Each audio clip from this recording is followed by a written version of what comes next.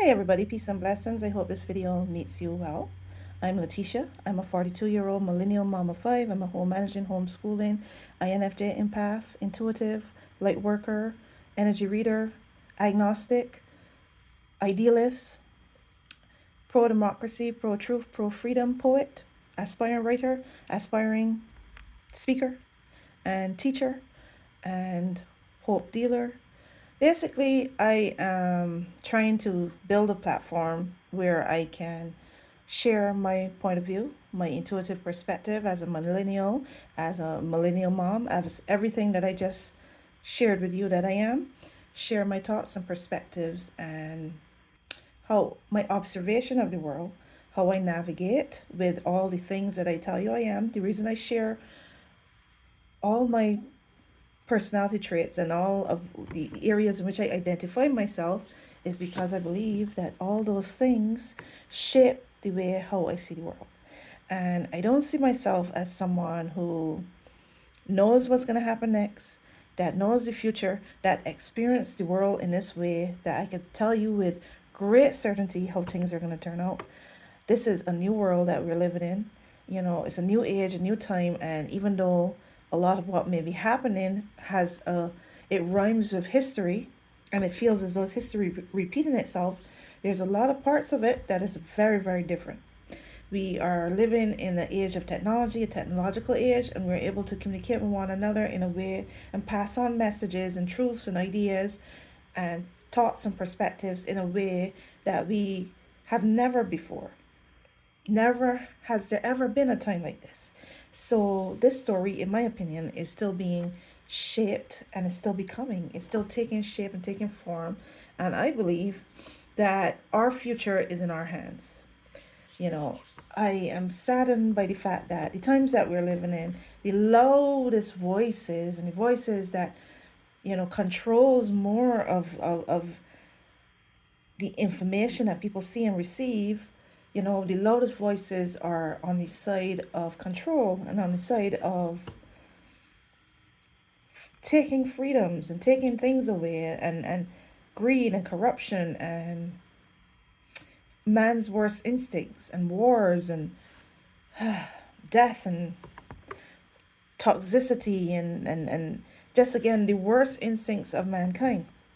I have been working on this platform for like 4 years. My platform is Letitia Learns Life, and it has been taking shape for 4 years. I haven't really 100% known what it was shaping. All I knew was what I wanted to do. All I knew is that I saw a lot of wrong that needed to be addressed. I saw a lot of lies spreading. I saw a lot of misinformation. I saw a lot of people that were suffering and not understanding things and reacting and responding to things in a way of just responding in an emotional way and making poor decisions because of the what has been created for them, the world that has been created for them, the world that they live in and what they're experiencing and their lack, you know. And I have made it my quest to learn, because I lived in a bubble.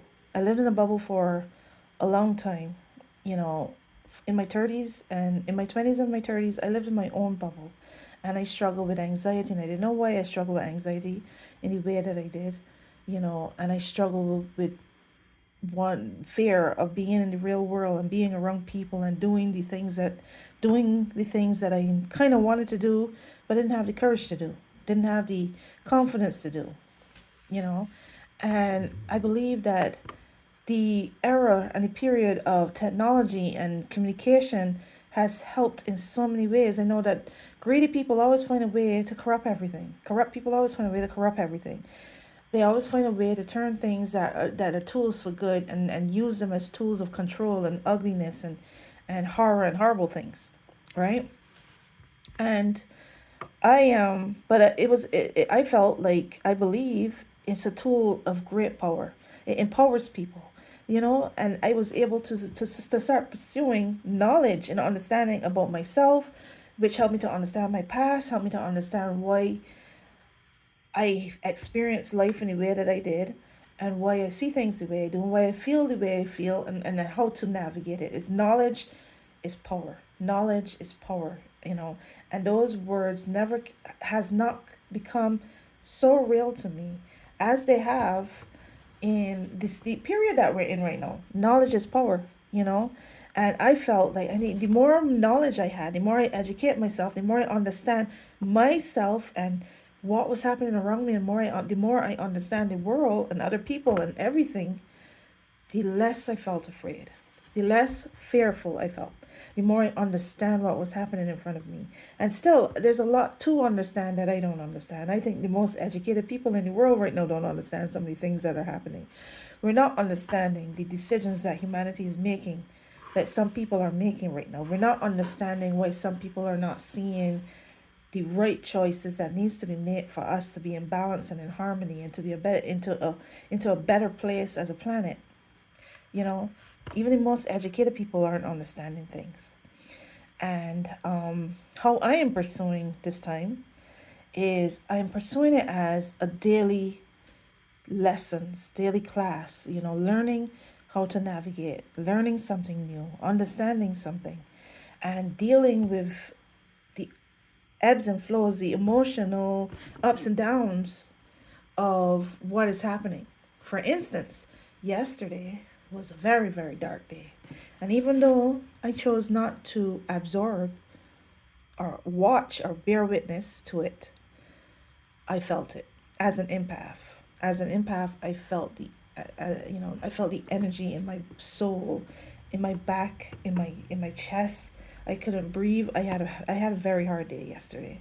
I had a very difficult day yesterday, and I struggled. I struggled with thoughts, thoughts of removing myself from this planet because it felt unbearable. It felt unbearable um, that I have that in my mind there's more of this to come. There's more of this torture of these feelings in my chest and in my back and in my soul, and I don't and the powerlessness of that, and not knowing, not being able to really do anything about it. Just having to learn how to navigate it and survive it and get through it. Because even in my everyday life as a home manager, homeschooling mom, I am challenged because I feel the heaviness. I feel the heaviness of loss and grief and lack and not having and struggles. And it has been a difficult struggle, a difficult struggle for me and my family. It has been. And I personally know that it has been because of decisions and policies and choices and things done and made, choices and policies and things happening outside my control, decisions being made outside my control, outside my realm of power, and having to navigate that, having to navigate feeding our 5 children and taking care of our family and paying our bills and doing all the things, you know, in the moment that we're in, where so much is out of our control. The prices are out of our control. The price of eggs are out of our control. The just everything that is happening, that is affecting us. A lot of what is happening that is affecting us isn't in our control. We didn't create that environment. We have to get through it. We have to navigate it. We have to hope for the best. We have to do everything that we can to take care of our kids, to feed our family, to survive. So today I watched this very interesting YouTube video that pop up in my feed from an account that is entitled Free N Vesting. N, not investing. Free N Vesting. And the reason I clicked on this video is because it had on the front, don't buy anything for 18 months. Which was, and then the title of the video, the actual title, is What's Coming is Worse Than a Recession. Richard Wolff's Last Warning. And I have to do more research about the account and who's Richard D. Wolff, I see. And learn a little bit more about where the information is coming from in this video. But I was listening to this video while I was folding my laundry, because I was curious to hear what was the ideas behind don't buy anything for 18 months.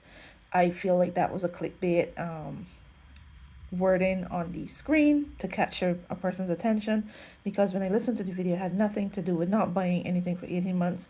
Nevertheless, the information in the video was quite enlightening and very informative about um, geo-economical stuff. I don't know if I'm saying that right, but it's about economics and about world economics and America, where America stands in regards to other major powers in the world like China and Russia. Well, Russia not being a major power, but like China and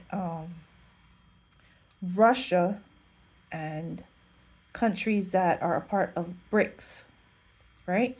And I found it to be very informative and a little bit scary, a little bit scary. And I say that to say that it introduced a little bit more enlightenment to me today. And like I said, my platform is a Teacher Learns Life, and basically what I'm doing is sharing what I learn and sharing my perspective from what I learned, because as a young person, I have always had very heightened intuitive abilities. I have a very deep understanding. This is where the INFJ part comes in. I have a deep understanding of, and as an empath, deep understanding of people, an understanding of the way things work, like how things fit together to work in a certain way, right? And the more I learn, the more I understand, my understanding of things takes shape. And I found this video to be very enlightening, but a little bit sad at the end, because it made me, the part of something is sad made me very sad. You know, basically saying that Ukraine lost the war and Russia won the war. And that made me sad. And I wonder if that is true. You know, if that is true. Um, but I found this video to be very, very informative. And like I said, I continue to pursue knowledge and understanding. And I find that the world that the access to information is so good and so powerful, but it is so, at the moment, it's being corrupted and abused and controlled. There's an attempt to control people.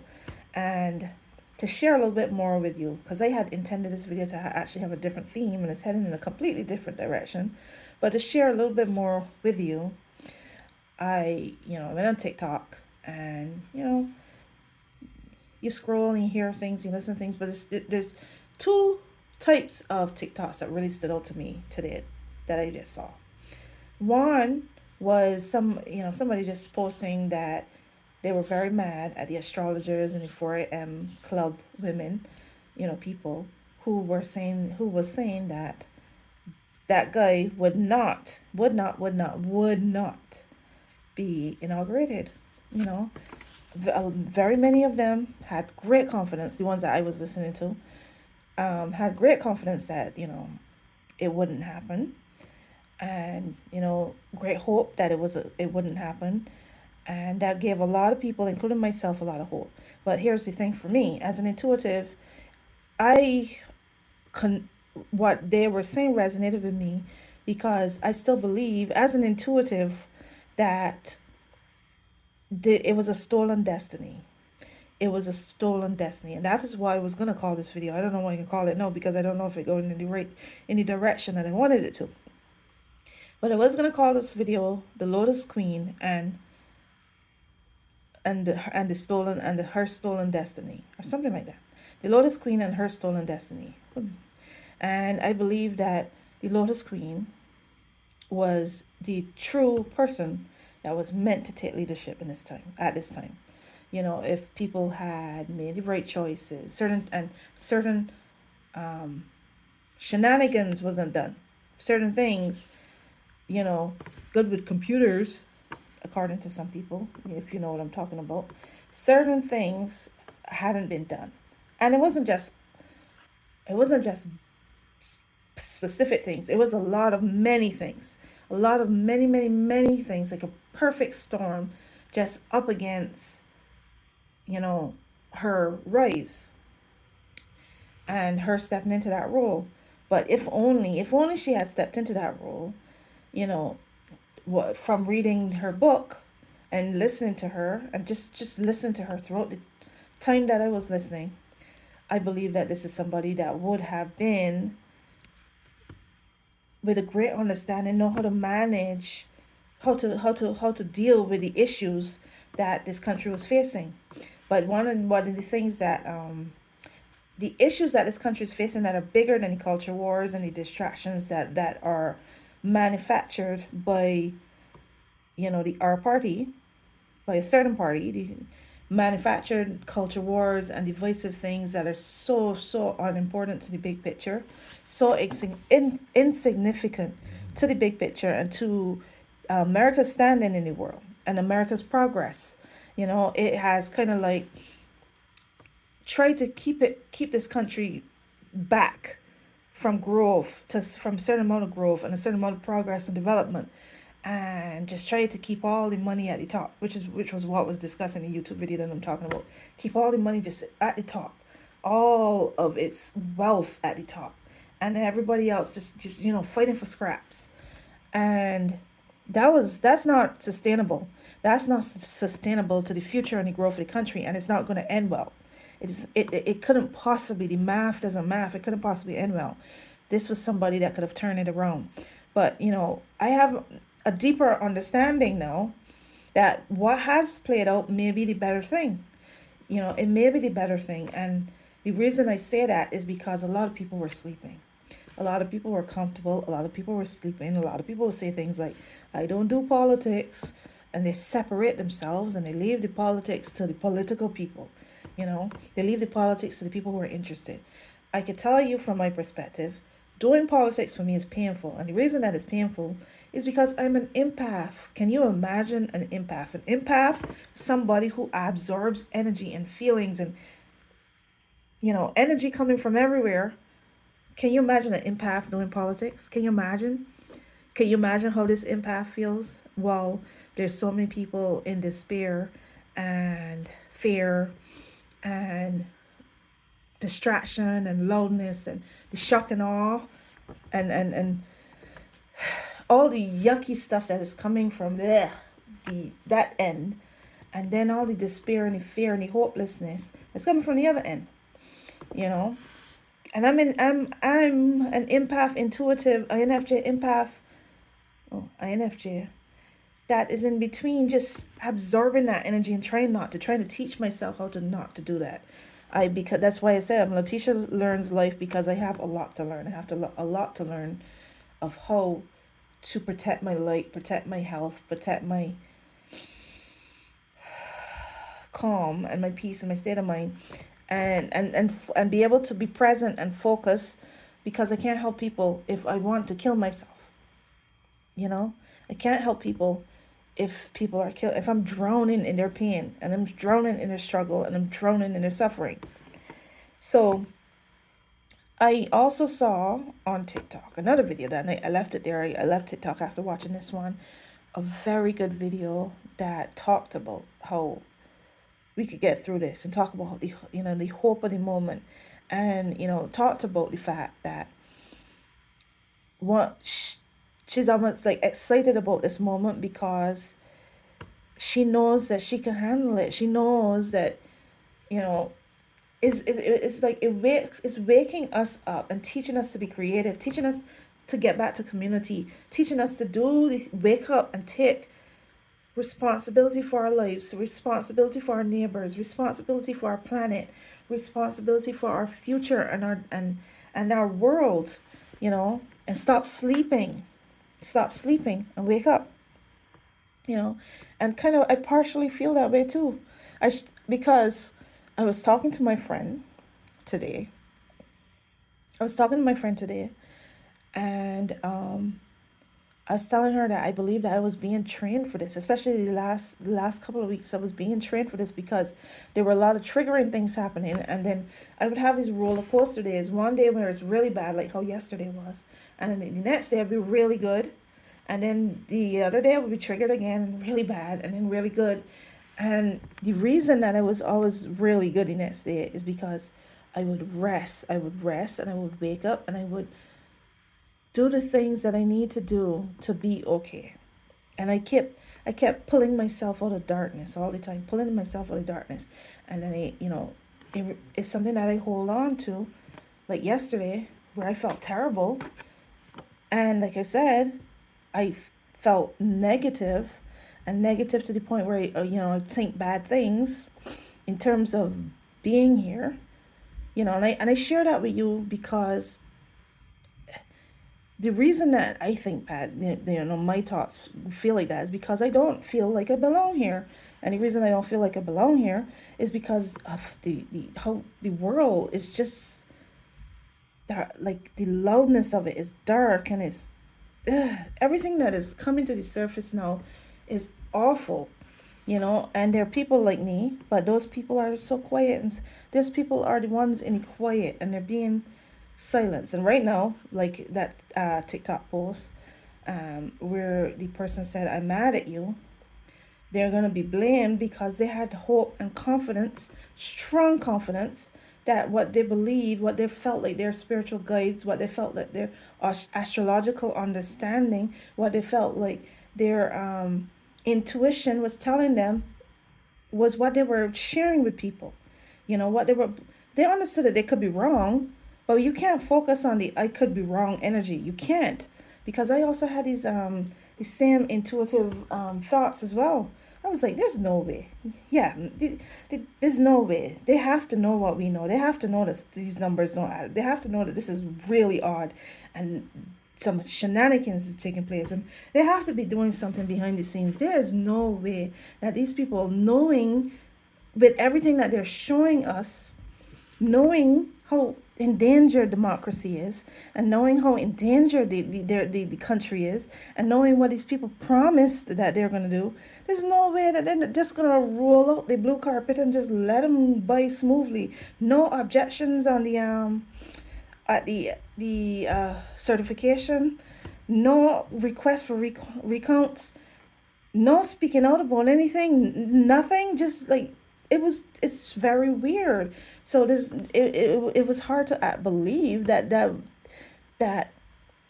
was the case, that there wasn't anything happening behind the scenes, that there wasn't something that was going to come up at some point that was going to say this is a illegitimate presidency. you know this is this is a illegitimate presidency. It can't happen. And I hope someday that I'm able to understand when it comes together, why did they do nothing? Why did we just stick to tradition and decorum? Why did these people actually show, what did they think that they needed to do that for? Actually show up at this inauguration? I mean, like, really? But that's a conversation for another time. That's not this video. But I understand where the confidence came from, because I also felt it. I felt like there was just no way, and I felt strongly in my spirit that there's no way this man was actually going to be inaugurated. And I had to, like, come when we got there and this was happening. I was like, oh my, is this really happening? Am I crazy? Is this really happening? And it happened. It happened, and day one happened, and the executive orders happened, and the pardon happened, and all he promised on day one happened on day one. You know, and wow, just wow. The silence of the Democrats it was weird. So, but the point is that I also felt as though I was a part of the 4 a.m. Club and the Dreaming Women. I had a little bit of a different download that came to me, which was the story of Solomon and the two mothers. And I wondered if they were going to let them have the babies. So let them being those people, have the country, have democracy. Let them have it, just so it isn't split in half. Do you know Solomon and the mothers? Solomon and the two mothers, where they were fighting about who the baby belonged to, and he tested them, and the real mother said, let her have it. Don't split my baby in half. Because that was what he was suggesting that they do, that suggesting happened, and let's split it in half. And he wanted to see how they were going to react to that. And that was the download that came to me one time. And I wondered if that was what was going to happen. If they were going to just let them have it just so that the country wouldn't be divided. I personally, my own personal opinion is that I would have rather them fight and fight it out than to allow these people to um, have so much power, gain so much power to affect not only this country but the entire world. You know, or the entire Western world, the entire planet. This is a shift. I don't. This is a change. The world order. I don't want to say it the way they say it biblically because I want to trigger that term, but it is new world order, right? And I just want to say that, you know, again, getting back to that TikTok, she talked about how we have the opportunity to grow. We have the opportunity to find out what our true values are, how courageous we are, what we're going to do in this kind of situation, who we're going to fight for, what are we going to stand up for. Are we going to stand up even if it's us by ourselves, even if everybody else isn't bending the knee around us? Are we going to stand and say, I'm not bowing? This is a true test of our values. This is a true test of our strength and our courage, you know? And I didn't really want to be in a time where I'd be tested like this. I don't even know how I could handle a test like this. It's one day at a time. But the last thing I can say to close this video is I don't believe in false hope. You know, I'm not mad at the astrologers and the dreaming women and the 4 a.m. club and the psychics and the spiritual people that I listened to for the last 2 months that helped me through this. That said words that just made me visualize in my head that this is not the dark timeline that we were heading into. There was something better and we could choose something better, you know. And a lot of those women understood that, the timeline could be wrong, or they could have been wrong, you know. But they believe that they receive messages from their spiritual guides, their understanding, their astrological understanding, their intuition, and they put it out there, and they help me, and their hope resonated with my hope. I don't want to say they gave me hope because I am a light worker, so I already have my own light. I don't need anybody to light my light for me, but my light feels so much more stronger and comforted when it is shared with other people. When other people's light resonate with me, so their hope resonated with me, and their thoughts and their understanding resonated with me, and it gave me hope for 2 months, and I still have that hope. But this time it's just hope. It is not attached to any expectation or timeline or expecting anything to happen or knowledge of anything that's going to happen or any date or any such thing. It is just hope all by itself. Just hope. No strings attached. And as I was saying, I don't believe in false hope because that sounds like a contradiction to me. That's false hope. There's no such thing as false hope. There's just hope. You could hope for any damn thing, even the impossible. You could believe in the impossible. Let me just share with you. I just looked it up. The definition of hope: a feeling of expectation or desire for a certain thing to happen. That is the first definition. Definition two: a feeling of trust. That's the one. A feeling of trust. And what we're trusting is we are trusting in good, trusting in love, trusting in hope, trusting in Mother Earth and humanity and the best parts of humanity in this planet and the goodness inside of us. It may be a good thing for all the yucky stuff to come to the surface because then we could see it and it won't be under the rug anymore and it won't be hidden anymore. We could see it and then we could deal with it. We could manage it. We could fix it. We could fight it. We could do whatever we need to do to deal with this, the worst of us, so we could bring out the best in us. And eventually all of us, a lot of people are going to want that back. They're going to want it back. And I'm going to hold on to the hope for a better future and a positive future. And I'm going to create the world that I want to live in for myself, even if it's in my own little bubble, And I hope to find my community and the people that I could connect with in the spirit of hope and the spirit of love and the spirit of light. And peace and blessings. Peace and blessings. And thank you for watching my video today.